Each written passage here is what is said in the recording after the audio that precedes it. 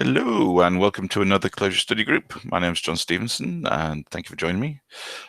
Today we're going to cover some more 4Clojure challenges. Oops, sorry.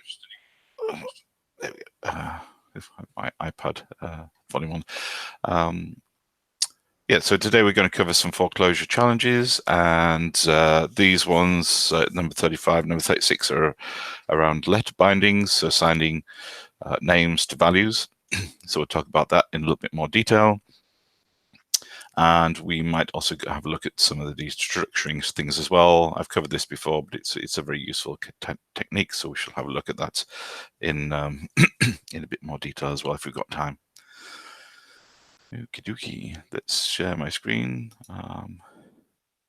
There we go, share. To everybody, I will change over to OBS in the next, well, by broadcast 30, hopefully I'll have moved over to OBS so you won't see the swirly pattern that you've just seen. I've created a new website for Practicalli, so this is where all the videos you'll be able to see. You'll be able to have like a nice user interface into the videos. I'm still building that up, but you can see the link to live broadcasts, the books that I've been writing. Some of those are still a little bit work in process. And I'll find I'll create an easy way to create to be able to find the videos that I've created as well. And I'm also going to move over to a new channel specifically for Practicalli. There's nothing there yet, but we've got a subscriber already.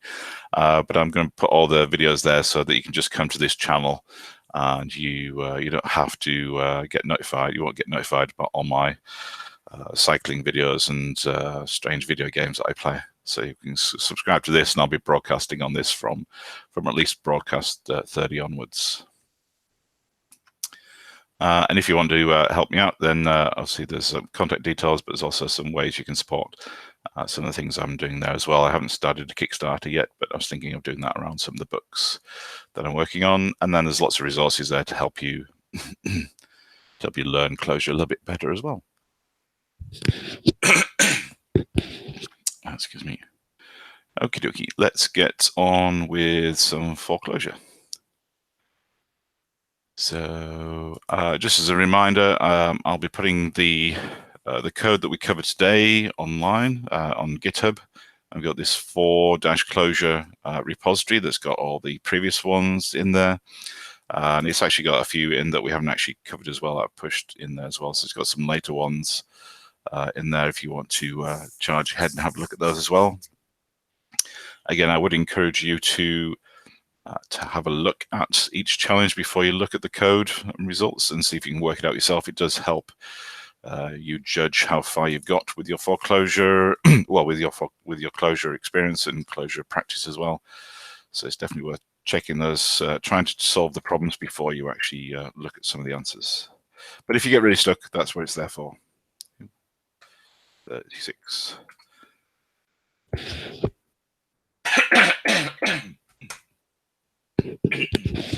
Excuse me, I've got a bit of a cough this morning.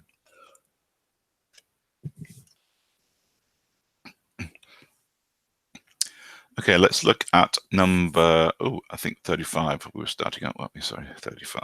There we go. Local bindings. So bindings is a funny word. It just means you're associating a name with a value. So in Clojure, it's a symbol you're creating. You're creating a thing that points to a value. And the reason to do that, obviously, if you've got a big collection with lots and lots of numbers or lots and lots of values in there, then you don't want to have to type that collection out over and over again. You just want to be able to refer to it very simply using a name. So that's what we can use the let bindings for. We can also use the defen and def functions to also do some binding of names as well. So we'll kind of talk about the differences there as well. So how would we solve this one? Well, you would just basically put in, you can just basically put in the let statement and see what it produces, really. That would be one way to do it. So let's switch over to our code. So we've got 3 tests here that we need to pass. We just need to add in the missing code to make both of these expressions equal to each other. Yeah, I did put an answer in there as well. So it's fairly simple to work out the answer, just like some basic maths, but let's go and do that in the REPL. So I'll go switch over to my editor. Correctly. Let me just change. Oops, get ahead of myself there. That's up number 35. 035. Look at bindings. Let me just change the background to a nice white background. That should be hopefully a little bit easier to see. So I've copied all the tests into here. So what's so this really is just an introduction to looker binding. And so let's have an experiment around it. Oops. So experiment around with the let statement. So we can see if we just grab this code here, like that, and just grab the let expression, we can go in. I've got a REPL running already in this editor, so I can just paste this in and evaluate to see what the results are, and it's 7. So what does that mean? So the let is going to bind the value 5 to the name or symbol X. And so that's basically setting up an association between X and 5. So we can refer to 5, the value, this value 5, by just using X. So wherever we see X, we actually, when we want to calculate it, we substitute the value 5. So here it's just a simple calculation. We're going to add 2 values together, 2 and X is 5, so that makes 7. So that's basically how let works, and often I kind of put let on a starting on a line by itself, so you can kind of see we're setting up some starting points of our calculation. So we might pull this in from an argument from a function as well if let is part of a function. And so if that answer is 7, then it's pretty sure that all the answers are 7. Once you've usually solved one of these, then it's most of the time it solves the rest, but not always. So if we go and look at this, boom. This should be fairly easy for you to understand as well. So here we're just doing some associations, and in this case we're binding X to 3 and Y to 10. Now you don't need the comma there. Commas in Clojure just white space. I think it's more usual to do something like that. Maybe that's just my style, but I kind of like to have let statements on their own lines. It's a lot easier, especially if they're like, you can have lets bound to the result of a function or a collection and so on. So these lines can get quite long. So it's quite nice to have it on separate lines. And so the definitions are within the square brackets within this vector. So within this vector, you need to have a pair of values or multiple pairs of values. Otherwise, you'll get an error. So if I delete 3 temporarily, and now my linter is just showing me a little underscore here saying it's requires an even number of forms in the binding vector. So it just means that we need a pair. We need the name and the value that we want to bind to that name to. So let's put that back and fix it. And so we're X is 3, Y is 10. And so we've got 10 minus 3 is 7. So yes, strangely enough, it's the same answer. And is this any different? Oh, we've got 2 lets. So we have, oh, that's interesting. I haven't really used that before. So we've got a let within a let. Again, a let is just a function that returns a value. So you can use that as an argument to another function as well. So let me just draw that in what I think is a nicer format. There we go. So this outer let is binding X to 21. And so we can then, because we're in the scope of the let, then X will always equal to 21 within the closing brackets. So within these two brackets, we can use X as 21. Anyway, we're like, so here X is still going to be 21 because that's what we've assigned on the outer let. And then inner let function is binding Y to 3. So we can do our calculation. And here we're just dividing 21 by 3, which is surprisingly 7. There we go.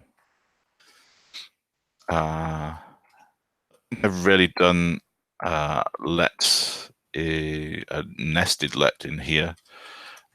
What would be more realistic it would be to actually forget the let. And is it going to let me do that?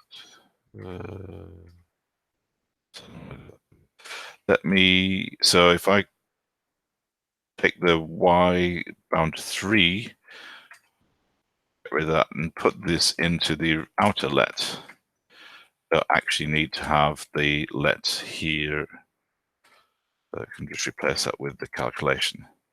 That's probably how you would normally write the let statement as well, because you can have multiple bindings in your let, and they are, in these examples, they're quite trivial, but it's sometimes nice to kind of define intermediate values by putting some calculation here, and then it makes your algorithm a little bit easier to read when you're defining the body, the logic of what this is actually doing.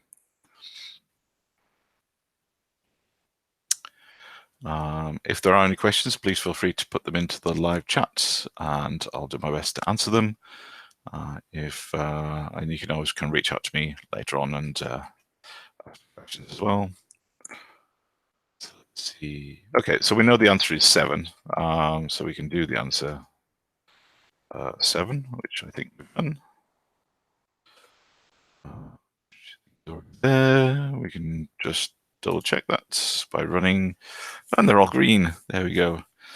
And I don't think there'll be anything interesting in the solutions here. It's just all 7. Oh, somebody, yes, did 10 divided by 3. Again, you could put in, that's quite interesting. You could put in one of the tests. So these would equal, let's just grab the first one. It's the simplest one. And obviously it's, if you want to see what's equal to something, then something is always equal to itself. So if we do let is that equal to let, that should be true. He says, hopefully. It is. There we go. And therefore we can also do, if we replace the X here with 5, then obviously we can have the calculation. We just replace the calculation we've updated with, oops, that's not what I want to do. I'm just going to use structural editing to raise this expression to replace its parent expression. So just replacing the let with this calculation, and those also should be true. So yeah, the nice thing about the REPL is it does allow you to play around and experiment and just help your understanding in what you're doing as well. No questions yet. Anything else? I don't think there's anything else in the solutions which yeah, it's all 7. There we go. Boom, boom, boom, boom, boom. There's not really many ways to do this differently at all. And anything else? So yeah, let's just briefly talk about, oops, do you want to do that? Let's briefly talk about let a little bit more. So you've seen these are local bindings. So the other things you can do inside Clojure is, you can also use something called def. So let's have a quick look at this def. So def is the same. You can you can bind x to 5. That's not a very meaningful definition, but it will give you the same effect. But this time it's returning a name, a symbol called x. It's fully qualified into the namespace. So my project underneath the source file, there's a folder called 4Clojure, and this file is 35 local bindings, and there's a name, a var inside this namespace now that's called x. And if we go and evaluate that, excuse me, we can now evaluate this, and we get 5. So yeah, we bound 5, and we can use x anywhere inside this namespace, anywhere inside this NS, this namespace that we've defined here, which is 4Clojure local bindings. So that's a shared name that we can use throughout the namespace in any of our functions or function calls. And obviously we'll give it a more meaningful a name here. X is not particularly meaningful. It might be x coordinates or things like that. Coordinates. And then and we can also reevaluate this as well.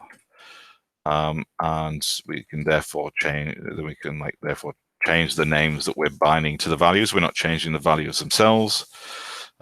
Those are still immutable values, but we can change the names of those as we're developing, and it allows us to give up more sensible, hopefully more sensible names to what we're building. And we've seen also seen defen, which is so binding a name to a function, although it's not as obvious that it's doing this, because defen is kind of a nice shortcut. It's a macro that's been defined to help you define functions. So we can give a name to my function, and then we can give it an argument, and then we can give it some kind of body. So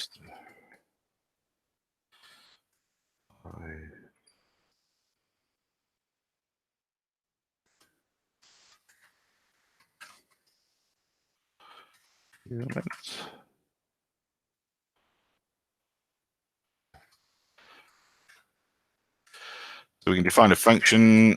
It's got a name and it's got an argument, and all it does is just prints out that little message with the argument. So we can evaluate that. We get an indication that it's been added to the namespace that we're in, the current namespace, and then we can obviously call that function by its name. My function. I don't know what to call it.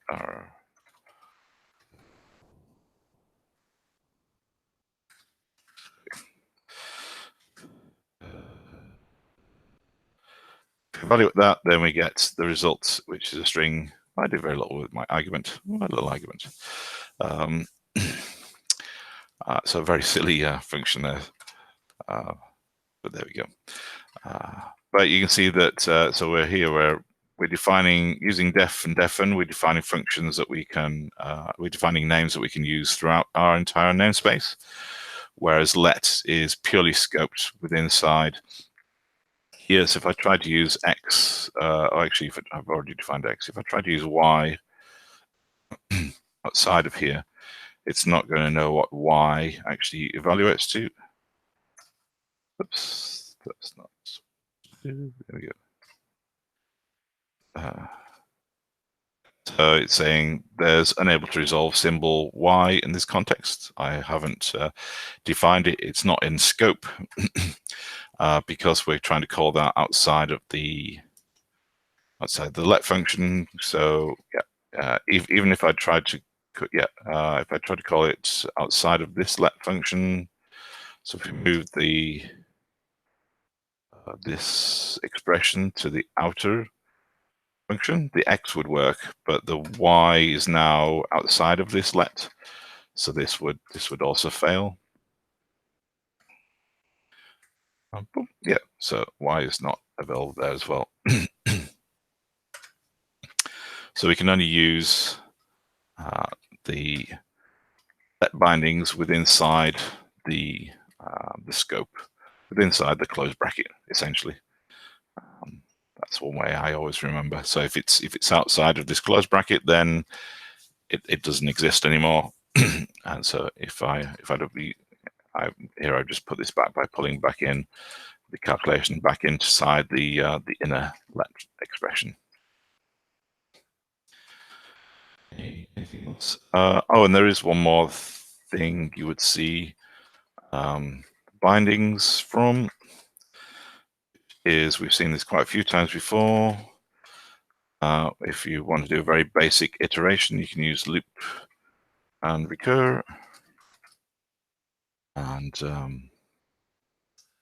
when you're creating these, and you're also doing a local binding because you're doing loop, which starts the start of the loop, and this is going to get called each time by the recur. You're going to pass back some values back into the loop, and so the loop is going to have some starting values. So you might have a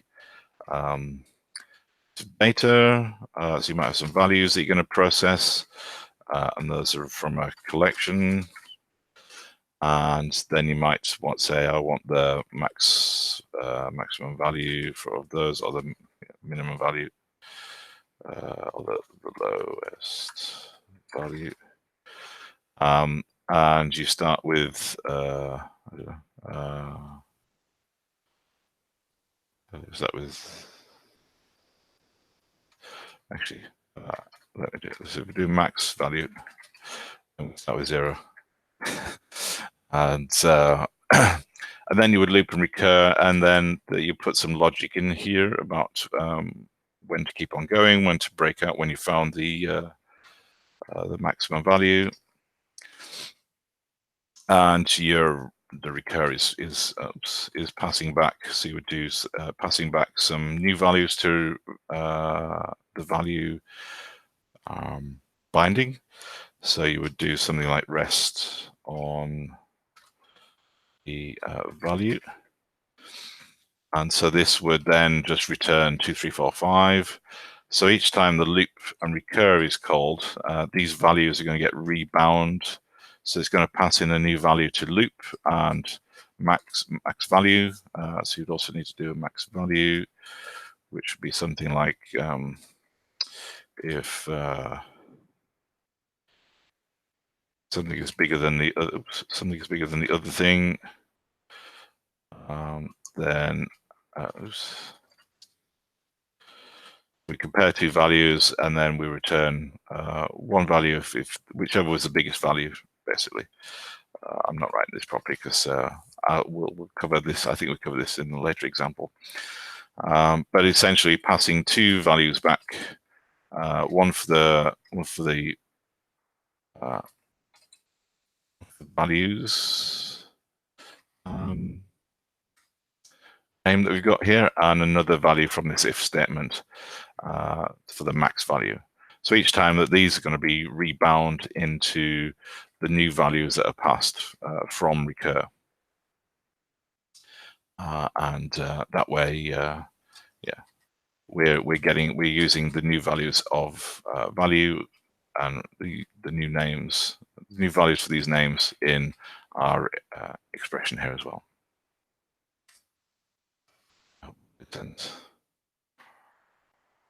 Okay, well, we've got an answer to 35. Let's move on to 36.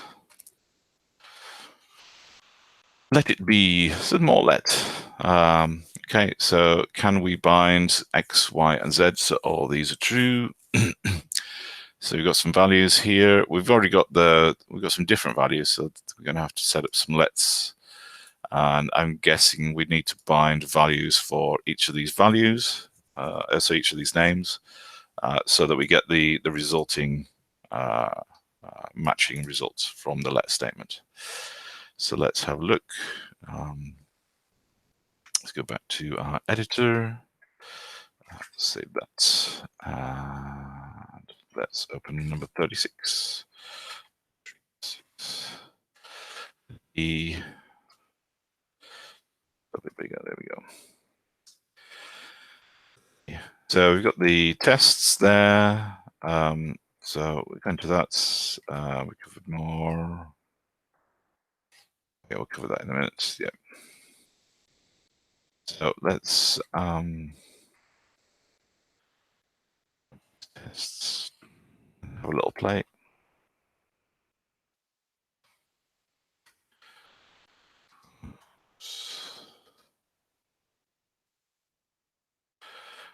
Okay. So we get some value here. So we need to create. So we've got a let statement, and we need to do some binding. Oops, because that's how that's the syntax for lets, and then we need to make the this expression of adding X and Y together, and that we'll need to have that so it's equal to 10. So obviously we can do X is 5 and Y is 5. We add those two together, we're going to get 10. Oops.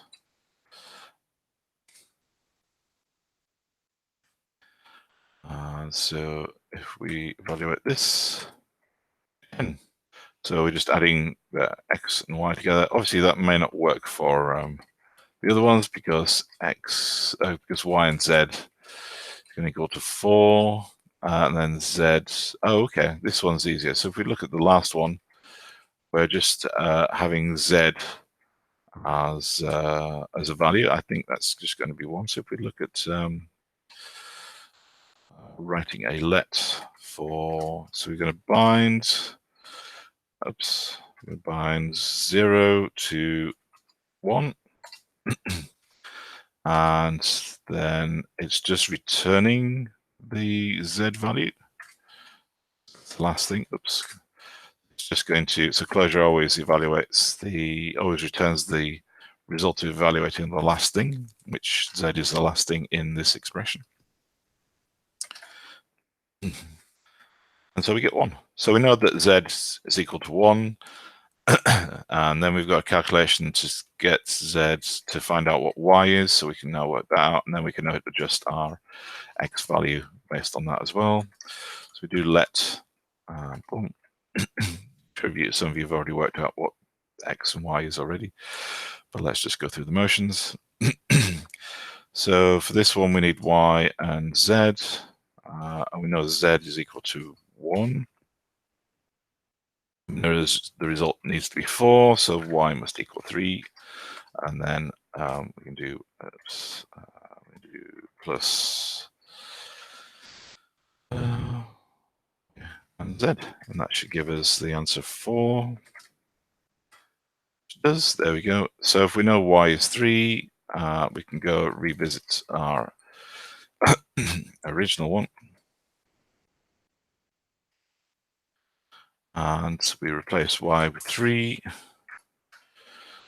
And so now that's only going to equal 8, so we need to add a couple more values to X. So that's going to be 7. And now we should still get 10. There we go. So we know that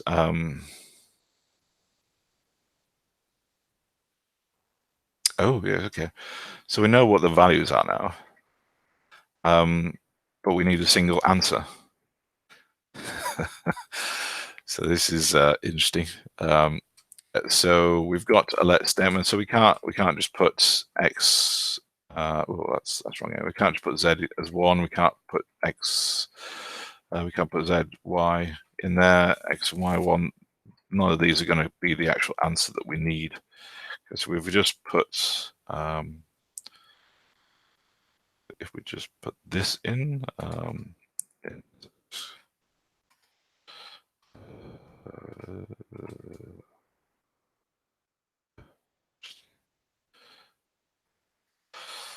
we just put this in as an answer into our 4Clojure. Oh, don't look. Then obviously it's only part of the answer. So it passes the first one, but obviously it doesn't pass the second one. And if you were quick, you would have seen what we need to do about this. So if we go back to here, so with the let bindings, we can define as many bindings as we want to. We don't have to use them. So we can actually just do a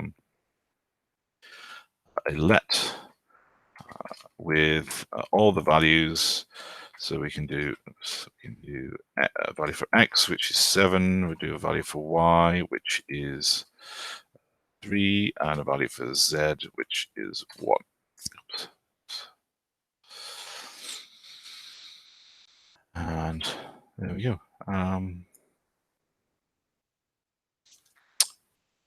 And then if we go and we just want this in here, don't we? Just want this as the answer. We already got the let statements already in there, so we just need the bindings as the missing part in this solution. So we can just put the bindings here of all 3 values, and we can maybe get rid of some of the spaces. Might help our golf score. You never know.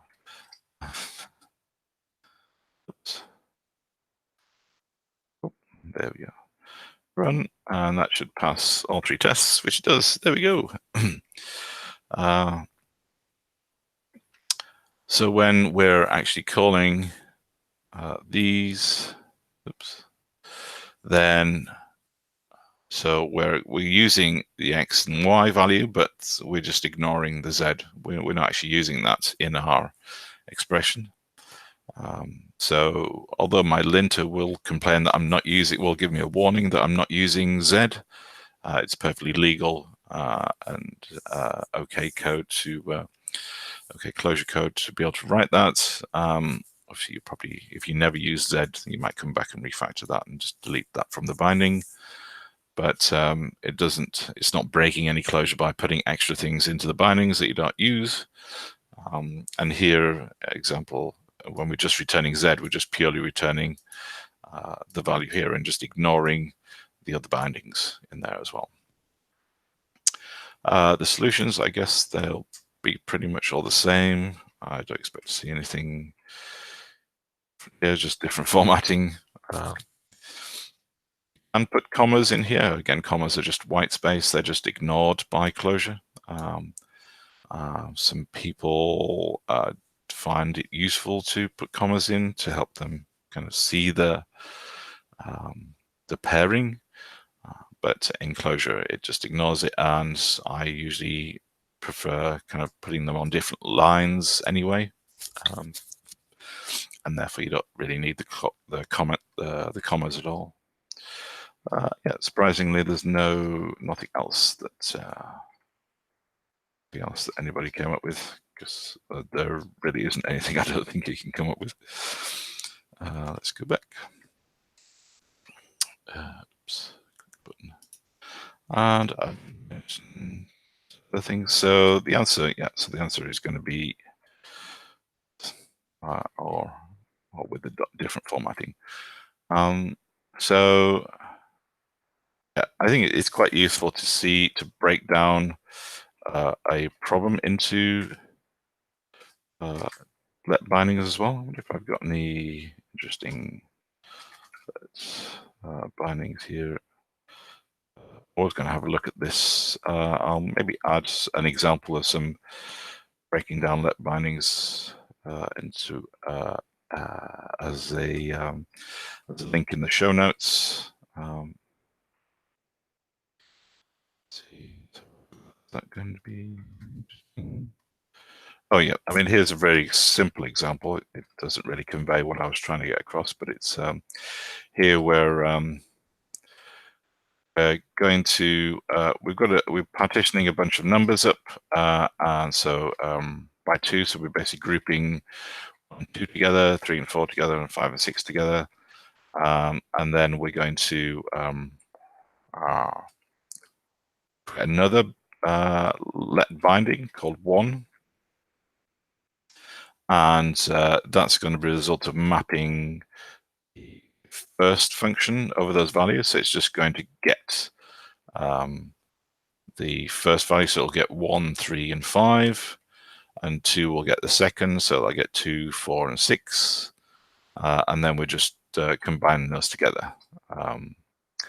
So here we've got so it kind of makes this algorithm very, very simple, because it's just conjoining 2 things together, and we've set up kind of values in a nice way. So we've basically just translated the values and given them a name, so then we can just use it in a very simple expression at the end of the let.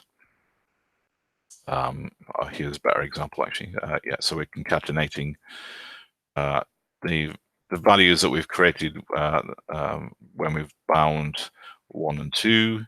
So here we're actually just calling a function to create the value for 1 and 2. And then we can use it very simply to simplify our algorithm here. Is there any other examples in this? I think no. There we go.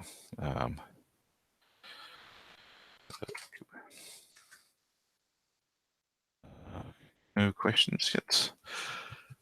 What are we doing for time? Have we got time for another one? Oh, I think we've got no time for another one. So the next one is 37, which I think is the regular expressions, which I was going to do as a thing by itself.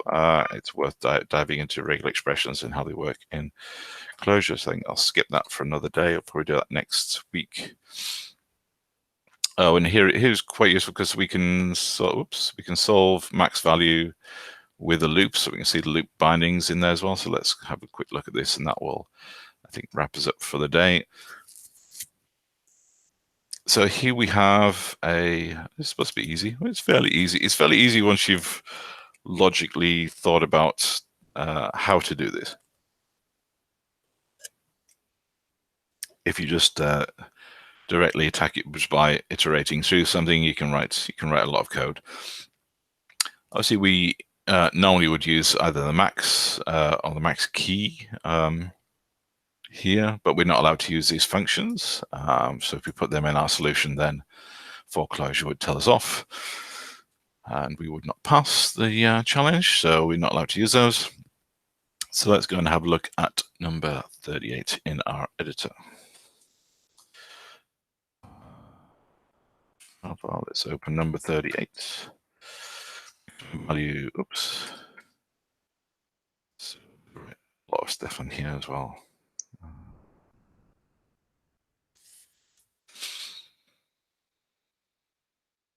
So we've got our restrictions there. So these are our tests. They're fairly simple. So we just have to write something. We have to put in a function to say write a function. In this case, I think we will have to write some kind of function or some kind of expression, which needs to take in all of these values and return whichever value is the higher numerical values, which is the largest number. Yeah. And there's no kind of surprises here. They're all pretty much the largest number is the largest number. It's fairly straightforward logic, but how do we do this in Clojure? And how do we do this in a functional way rather than a procedural way? I think is the challenge that most people starting this will find. So we need to find a function. It needs to take a variable number of arguments. So there's not just one argument. There's, well, here we've got 4 arguments, here we've got 2, and here we've got 3. So there's a range of arguments we need to take, and these are not in a collection, so we can't insert them into a collection before we pass them to our function. Our function will have to take a variable number of integer arguments. That's okay, we can do that in Clojure. and we can't use max. So we could, so what are our approaches? We could iterate, we could loop recur, we could write a recursive function and compare each value in turn. The other approach is to actually just sort them. So one way to actually find the maximum value is if we sort them by numeric order, and then one of the biggest number will be at the end or at the start, depending on how we've sorted them. So let's look at ways to do this. So let's look at how to get a function with different numbers of arguments. So normally we'll define a function. So this can be fn. We can also have a defn as well. So this is going to be the same. Whether we're going to do this, so function fn is for if we're just doing it in line. So if we're just going to call it once, and we're just going to call it straight away. Defn is if we're going to call it multiple times throughout the namespace. But essentially, where the syntax is exactly the same. We've got one argument, which are called one argument here, and we're just explicitly giving it a name, and then we can use that in the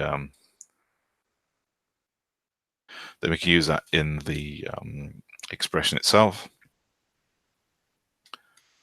And if we want multiple ones, yeah, we can just go in and add additional specific ones. 3. So we could add specific numbers for a test, but then each test has different numbers of arguments. So if we defined a function that took 3 arguments and we only passed 2 arguments, then that would be an incorrect function call, and Clojure would throw an error.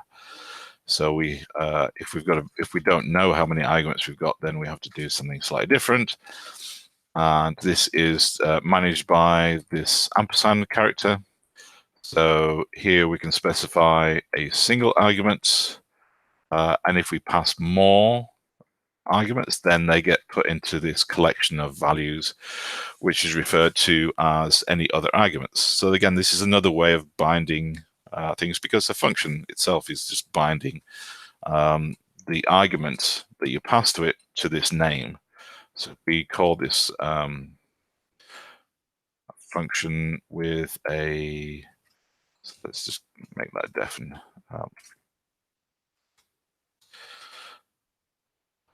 To evaluate that. Ooh, what did I do wrong?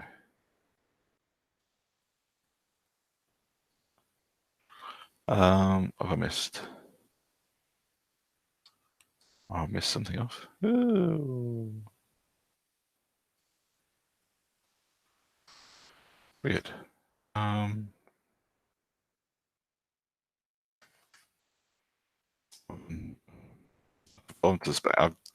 missed something. What have I missed? Oh,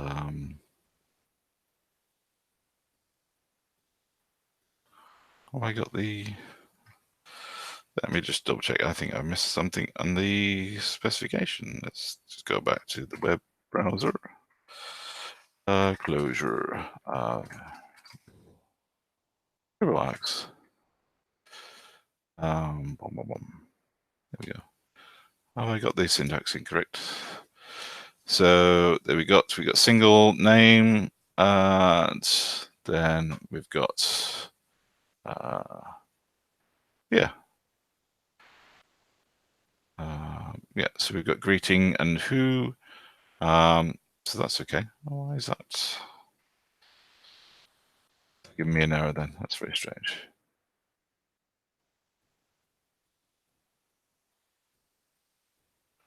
Oh, okay, that one will give an error. Yeah, yes. Oops, yes, obviously. Sorry, I couldn't see that. It was pretty obvious. I haven't put that into brackets. Oops. Let me fix that. Brackets. Oh, and that needs to be in there as well. There we go. Maybe that's why the other one was complaining. Syntax wrong. So I fixed that one. Yeah. Oh, oh yes. No, obviously. Oh dear, sorry. Hi, programming. It's always fun. I didn't give this a name. I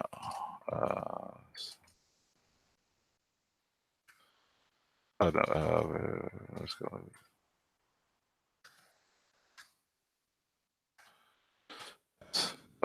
So the errors I was getting was spec errors. It was actually telling me that if I bothered to read them properly, that I was actually not defining the function correctly, which I wasn't.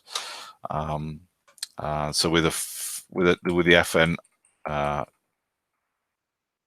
FN function, you don't have to give a name. You can give a name to that, but as you're calling it in line, it's not really it's not mandatory. Unless you want to get the function calling itself again. With defn, you do actually have to give it a name because it's going to be shared, and obviously you want to be able to call it from outside. So if we've got a defn, we've got a function called variable args, and it's got one arg and any others. If we call this with a single function, so we've got variable args, and then so we can pass it with one. Then that's going to work. It should be able to call that, I think. Let me see. Yeah, so it calls that, and it just kind of, there's no other args, so that's just an empty set, so an empty collection. And so it will work correctly, but it doesn't print out any other args because there aren't any other arguments.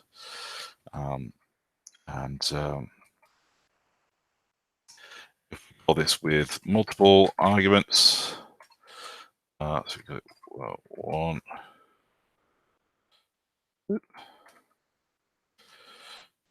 2, 3, 4, 5, 6, so on. So that's and then those will be now included. So it doesn't matter how many. I think there is an upper limit somewhere, but it's quite a big limit. It's like 8,000 or something, or like 100 and something, 120 odd arguments you can pass by default. But then if you get anywhere near that, you're doing something that needs refactoring, I think. Yeah. And so it's putting it into, you can see it's putting it into a collection here of numbers. So that's what this any other arg is doing. It's actually creating a collection of all the other arguments. And so here we're just returning it. And you can do the same thing for this as well. Let's do if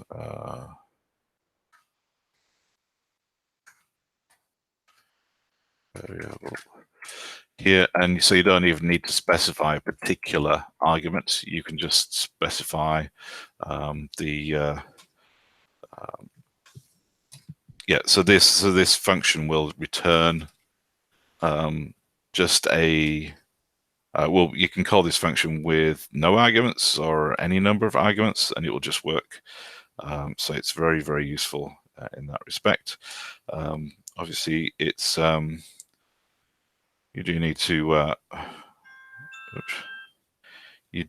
kind of be aware of the fact that you're not controlling the arguments, and so your function has to be able to deal with whatever functions, your function has to be able to deal with whatever arguments you're actually passing to this function. Okay, so that's how we do variable arguments, just by doing ampersand and then the name that we want to give this collection of arguments. So we could, something we mentioned, we could take a loop recur approach, which, as you can see, is writing a fair bit of code here. We're using this args to represent all the values we're pulling in, and we're just setting a max value. So this is going to be basically our counter as we go through.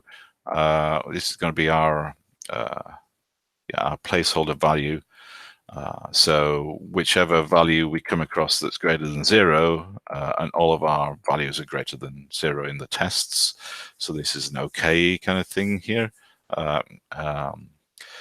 If we had some minus values, we'd have to come up with a better way to do the to have a starting point here. I guess we could use nil if we wanted to. And then we're comparing to see if it has values in them. So initially we're passing it with args. So if we go right back to the start of this, so we've got these numbers here.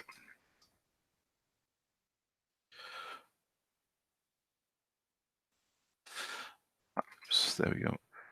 So these are our arguments we're passing in. So they become assigned to values, and then we're going to loop round as we go through each of these. We'll loop round and reset values each time. So that's going to get rebound to the new value that we're passing in from Recur. So the Recur is going to go around rest values. Let me just show you this actually as a. Let's do some debugging, and then you can actually see what it's doing. Oh, actually, I think, did I do that here? I did, yeah. So here we've got the same function. I'm just putting it into a list so we can call it, and then I'm giving it the values from this test as well. And it's giving the right answer, but let's see how it's actually working, just so you can see what's going on. So I'm going to enter into a debug mode, which is just db and spacemax. But this is basically essentially running cider debug, and so simple debugger, and that's going to basically allow us to see the intermediary values as we step through the code. So as Clojure is evaluating it, so we can see here that the arguments have been passed in, and we're binding those initial values to args, and then from the function, and then where that's getting bound to values, and then so values is equal to the same as args initially, and then we check in to see whether that's empty, which it's not. So we don't return max value yet because it's not empty. So we go into the recur. Our values are still the initial 4 values. So we're just getting the next. So we're dropping the first value and just returning the rest. This allows us to then iterate through all the values. And then we're also then checking to see what so we've got the max value. Is that bigger than the first of values, which is 1? So it's going to do a check. That's false. So we're actually going to return the first of values, which is 1, and then that's going to go back to the max value in the loop, and that's going to become 1. So we can see values has been updated now. So it's been rebound by the loop to 834. It's still not empty. The values are still the same. If we get the rest, we want to increment. So we're preparing for the next increment, this next iteration, sorry, through the loop. And then we're going to check to see if, so we've already set the max value to 1 in this at the start of this loop from the first values. We're going to compare that with the new first value, which is 8.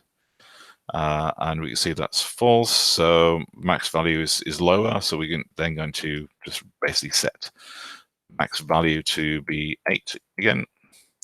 And we can go round and round until we get an empty thing there. So is 3 less than x, less than max value, which is true. So we can return. So we're going to keep the 8 because 8 is still bigger than 3. And then we pass around. So values is 4. We go around through there and through there, and so on and so on. So then we see whether is 8 still bigger than 4, which is. So we return 8. And then the final time around, then the values we returned is the empty list. So that's empty. So we return the max value, which has been set to 8. and we get our result, and that all works, and that's great. But that's a lot of code. Hopefully that's all fairly clear. Again, if you're new to Clojure, then feel free to go back and have a look at this in a bit more detail. But this is a very kind of basic way to iterate through a collection of values. And we're just basically using an if statement here to check whether we've come to the end of those values. And if we haven't, then we're going to pass an updated set of values to the loop.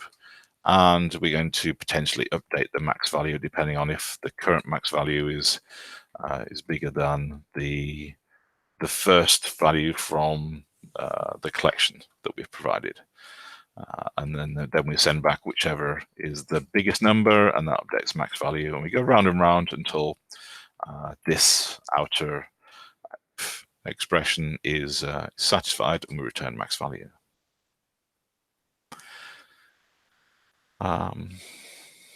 So it took me a while to get used to writing loop recurs. I think it's quite a useful kind of way to explore some ideas, but in practice, you're actually going to try and avoid loop recur because it's quite a low level abstraction. And you'll end up writing lots and lots of code when there's simpler ways to do it. So we did kind of touch on this a little bit and at the start of this exercise. So if we go to this idea of sorting, and we find out that it's actually a little bit easier, we can write less code and use a high level of abstraction to kind of solve this problem. So if we have our numbers, so this is the order of the numbers we given originally, and they're not in numeric order, either ascending or descending, so it's very hard to tell. There's no guarantee that the start or the end value will be the highest or lowest number. So there is a function called sort, but unfortunately, we can't just give it values. We need to give it some kind of collection. However, when we're passing, if you remember, when we're passing values into the function, then we're actually creating our collection when we're doing args, arguments. So whatever we actually call this, then we're actually creating a collection, and so then we can pass that on to sort, and it will give us the results. So that will solve a problem, I think. And so if we sort, it's sorting it into numerical order with the lowest first and the highest last. So therefore, we can just grab the last of those values, and it will give us the answer that we're looking for, which is 8, which is correct. And so then to solve this for 4Clojure, we're just putting it into our function, which is giving us our collection of args from those individual arguments that we've been passed in. It's sort them, and then it'll return the last value in that collection.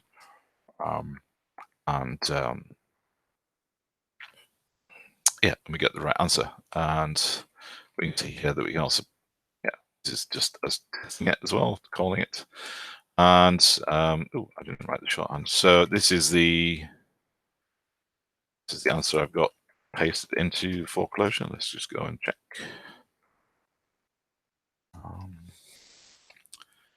It is, there we go. And let's just show there's no smoke and mirrors. This is going to all work. There we go.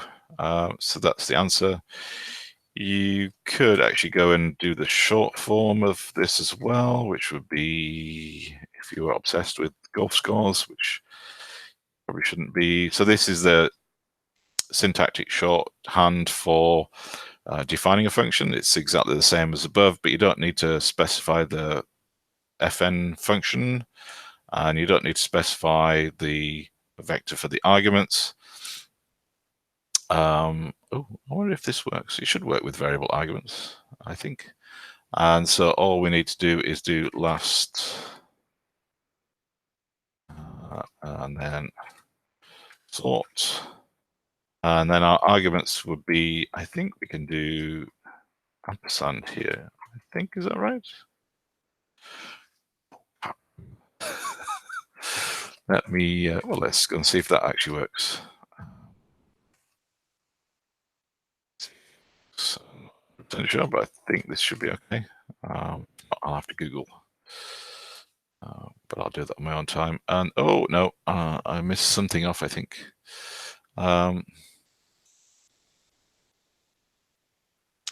Yeah, I'm pretty sure there is a way to do it, but I can't remember what that was. So it's just not pulling out the right arguments. So for now, I'll stick with my original one, which interesting.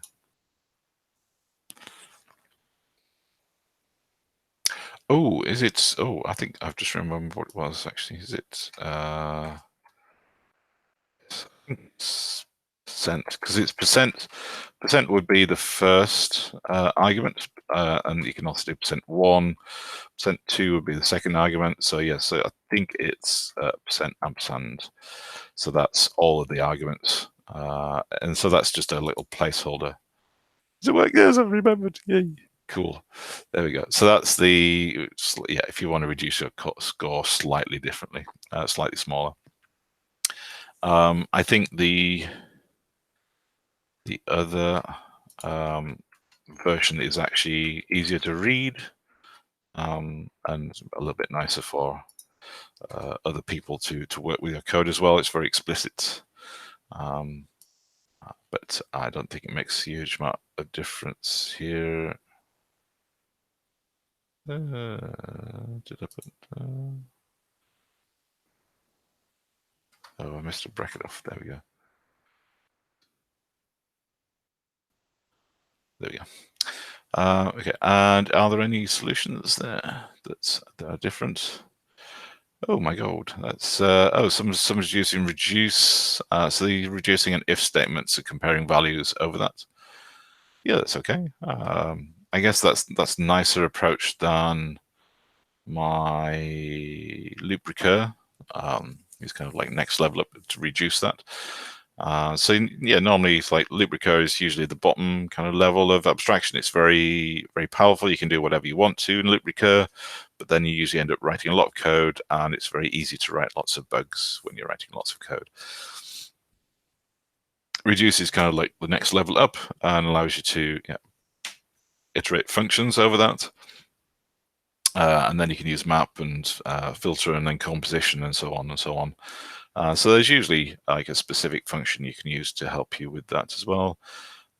This is just like a shortcut version of this one, really. So it's just reducing by using a function that's essentially just an if statement that compares whether two values are the same, and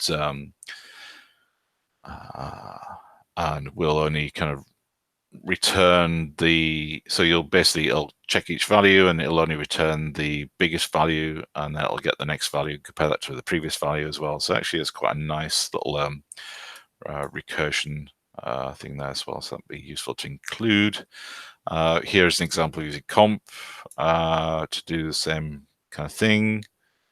I don't think it adds much in here, but it shows you a slightly different way. This, there we go. Yeah, there's last sort, which we worked down to. So I think sort is kind of the nicest. Sort is a very specific kind of thing, and in this context of what we're trying to solve, it's kind of, I think it's probably the most appropriate solution in here, because it's very specifically what you're trying to do. Whereas the other ones are useful to practice, like things like reduce as well. But I think as a solution, then sort would be, oh yeah, this is quite nice. Yeah, so here we're going to, oh, that's interesting. So we're turning it into a list, and so that's all our arguments. This is what our function is doing. So we're not actually, instead of defining a function, we're just passing all the arguments into a list. Then they're going to get sorted. Then we're going to get the last. So composition. So this is a very nice kind of example of using functional composition. We're using, so we're passing in the arguments. So we pass in the individual arguments, and they first get passed to list. Then the result of putting those arguments to a list, that's actually going to give you a collection of those numbers. Then we sort them, and then we just get the last value. So that's quite a nice way. So this kind of avoids you having to define a function, and you can just basically call this straight into the code. So that's quite a nice one. So I think that is a really kind of like nice high abstraction kind of answer to that approach. I think if you were doing this kind of thing in a job interview for Clojure, then they'd be pretty convinced that you knew Clojure as well. Okay, I'm going to write all this up and then post them to the 4Clojure. Push these up to the 4Clojure repository. So I think we've got up to 34 in there. So I'll put 35 or 38 is already there, but I'll add a few of the extra things I've changed today as well. And then we'll look at regular expressions. We'll look at this regular expression challenge. I think it was 37 next week. And we'll go into regular expressions in a lot more detail. I think we'll use this as an example, as an excuse to kind of understand regular expressions a little bit more detail. And I've got quite a nice little a few examples that will use regular expression, like to basically find information in like a big amount of text, like a book. So if you want a sneak preview of that, then you go to in my repository, there is, in my account on GitHub, there is a repository called it's on the main page, isn't it? Clojure through code. And in the source, there's something called the Hitchhiker's Guide to the Galaxy. Is it there? Did I push it there? Oh, maybe I didn't push it up there. I shall push that up there. Oh, there it is. There you go. Which basically does some regular expression stuff in there as well. So it is officially towel day today. I think, is there a towel? Hello, kitty. Okay. Which is a celebration of Douglas Adams. So I hope you brought your towel with you today. I have an example here where we're kind of trying to find the most common word in the Hitchhiker's Guide to the text of the Hitchhiker's Galaxy. And we're using a regular expression to basically break down words into, or break down the book. Instead of it being one big string, it's going to be a collection of words. And then we could figure out how many words are there, how often a word is in there, and sort them and find out the biggest word there as well. So we'll go through that in the next episode. But if you want to have a play with it, it's already there on Clojure through code. If there aren't any questions, let me just lastly check for questions. No questions on my chat. Feel free to get in touch in all the ways that we've defined on the Practicalli. Use the Slack channel as the quickest. You can also reach me on Twitter as well. But yeah, it's like if you join the Slack channel, if you just click on here, it'll actually allow you to join the. If you don't have a free account already, you can just basically put your email address in there, and it will send you a Slack invite into the Clojurians. We've got over 15,500 people on there, and 102 active users. So there's quite a lot of things going on there. It's very easy to get support there, and feel free to go and join the study group channel or Practicalli channel on there, and I'll try and answer all your questions. Okay, well, thank you very much for joining me, and I shall see you hopefully next time. Thank you very much. Thanks. Bye.